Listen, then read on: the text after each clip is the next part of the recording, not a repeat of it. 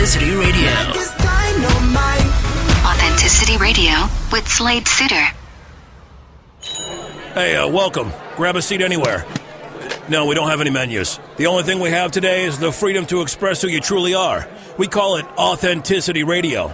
You'll like it, don't worry. Let me go grab the host. He's got the hospitality of a fat and jolly innkeeper. He's a good guy. Slade Suter. Hello and welcome to you. This is Slade Suter, broadcasting from the Authenticity Radio Studios here in Catalonia, Spain. The EU seed controversy, the EU seed marketing law, it is about a new regulation that will de facto ban all rare varieties and farmer varieties and stop all the exchange of selling of traditional seeds. But what does this really mean to us? So today, I have joining me again Juliet Yeverton. And if you remember, she was the one who did One Big Garden. So Juliet, welcome back to you to Authenticity Radio. Welcome, Slade. It's a real honour today to have this opportunity to speak about this very urgent need to write about this law that's being passed. So thank you for giving me the space to do that today. Well, it's my pleasure. And you speak about urgency. What's the deal? Tell me what's on the plate today.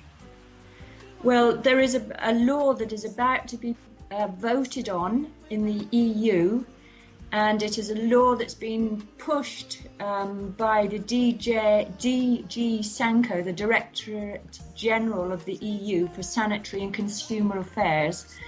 They have been lobbying for many, many years for regulations to license and register all traditional seeds, vegetable varieties of seeds. So basically they want to ban all our traditional varieties unless we have gone through the licensing procedure and had them registered. Okay, so it sounds like a possible money-making opportunity. What is their slant? Why do they want to do this? Why would they want to project or to make a law like this? Well, they're part of the globalized agricultural seed industry, such as Monsanto, that many people are hearing about these days. So by making this law, it really controls which seeds we can use or which we can't use. And only those seeds that can be registered will be allowed to be used. So for me, for instance, I save my seeds and I've had seeds given to me. I will then become a criminal, basically. And yes.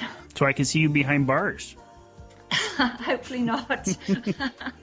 So it means that we don't have the freedom anymore to use the seeds that we've always traditionally used. And only those companies that have enough money, because it takes an enormous amount of money to have a seed licensed and then registered, only those seeds that sell at vast quantities, for instance, like the tomato moneymaker is a kind of popular seed, only those seeds will be affordable for people. And so that means people like myself or small businesses, farmers and so on will go out of business because they can't, either they have to use these very limited varieties, or they wouldn't be able to have their own seeds registered. It would just be prohibitive. So it's control on the market, and the biodiversity would be also controlled. And that seems to be a hitching point right there, doesn't it? And so it seems like we have rights being stepped on to choose which seeds you would like to grow and to defend your local varieties of vegetables and other seeds. And then also, it seems like we're setting ourselves up for a monopoly. Absolutely. So there are two major points here. This is a two-pronged thing. It's that one, it's a very serious issue of loss of personal freedom and control, because what we're seeing happening is a globalized food industry. So this is so crucial that we lose control of our right to grow the food that we need. And the second issue is an environmental issue, is that biodiversity is very dramatically affected when we limit which plants we grow. Nature is very diverse. There's such a beautiful, subtle, tender interconnection between all the plants and all the insects and animals and the environment, and our seeds that we personally have tended and passed down from generation to generation are seeds that are exquisitely developed to be strong and healthy in that particular ecosystem or that niche that we have created or that is there in our particular microclimate. So it means that we no longer have that incredible diversity, and that many things in the food chain suffer. And that we suffer because of our seeds, and the food that we're growing is also very suited to our own bodies. I don't know if you came across the Anastasia books. Whether she's true or not, I don't know, but she really talks about this, how totally attuned our food is to, when we create our own gardens and we plant our own seeds. It's very attuned to our own health. Wow. Juliet, you're bringing up points I've never really even considered before. This is a serious issue, and there is a vote. The deadline is today. Did you mention? That's right. Well, what we need to do, it's interesting because two other EU directorates, DG Agri for Agricultural Affairs and DG Environmental Affairs, are opposing this push by the Directorate General. They're opposing the globalized agricultural lobby.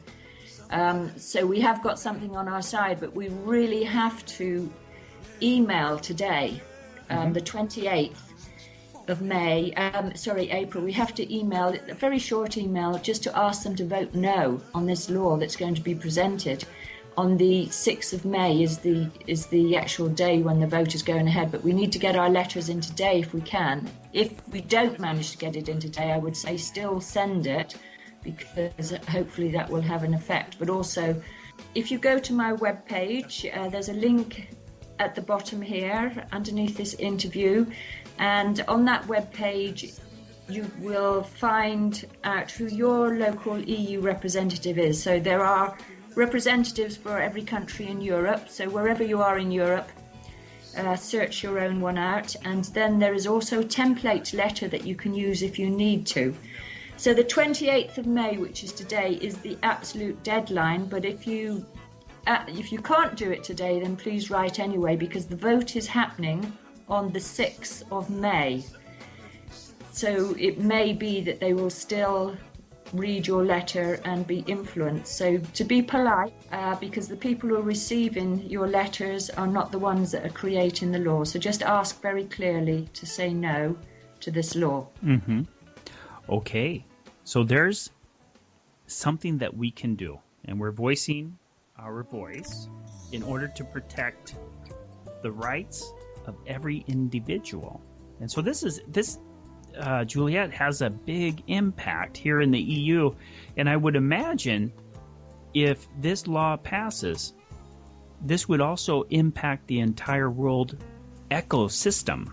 Yes, because although this seems like it's a European thing, what we're actually dealing with, the larger forces at work, is the worldwide globalization. Sorry, that's repeating myself, but the globalization of farming. We have this massive thing happening now, for instance, with Monsanto, that they're buying up land wherever they can, wherever people are put out of business, they're buying their land, they're developing seeds that GM modified seeds that forces us to use their seeds. There's a lot of issue. I don't want to talk about Monsanto, but this is part of the whole picture. Mm-hmm. It's a monopolization of food. Our food chains are becoming a commodity. It means that our livelihood is totally threatened. They're betting on food in the stock market, for instance, and poverty and starvation, which is totally unnecessary and a blasphemy, is part of this whole picture because they are controlling our food sources. That's bad business. When we start betting on food and starvation as a result, there's some ethical dilemmas here that we have, don't we? There's some really large ethical concerns at the moment, really, really large, and it's really time for us to wake up. The whole planet has got to wake up at this point, because if we don't, we will suddenly find ourselves in a position where we have no control at all over our lives, and we may lose everything. Okay, Juliet. So wake up, and then followed by standing up. And the way we can stand up is to voice ourselves right now with an email to your EU representative. And we will have a link under this program as well. And Juliet will have a link. So you find your representative and write an email asking to say no in a very polite way to this EU law. Absolutely. One last thing, Slade. I would really, really urge people to educate themselves. There is the internet, there is YouTube, there is a lot of information out there that people really, really do start to look at what is going on the planet and speak out whenever they can. Okay, so exercise our right, which is our voice, and to educate ourselves in the process. Juliet, thank you so much for standing up on Authenticity Radio today. Thank you, Slade, and have a lovely day. All right, thank you. Okay. This is Slade Suter. Until next time, be authentic, be true, write your representative, and be free. You are the voice of reason, the sweetest voice inside my head. You mean the world to me. You're the very air I breathe. You see the best in me. For that, Conflict is a choice you know. Whoa, watch it! Sorry. But how about a better way to get things done? In order to gain a new perspective, think about peace building and gaining authenticity. To get some tips on how to do things differently and how to resolve conflict in your group, organization, business, or family, go to AuthenticityRadio.com. Hey, this is Demi Lovato. Amazing. You're listening to Authenticity Radio. Authenticity Radio with Slade Suter.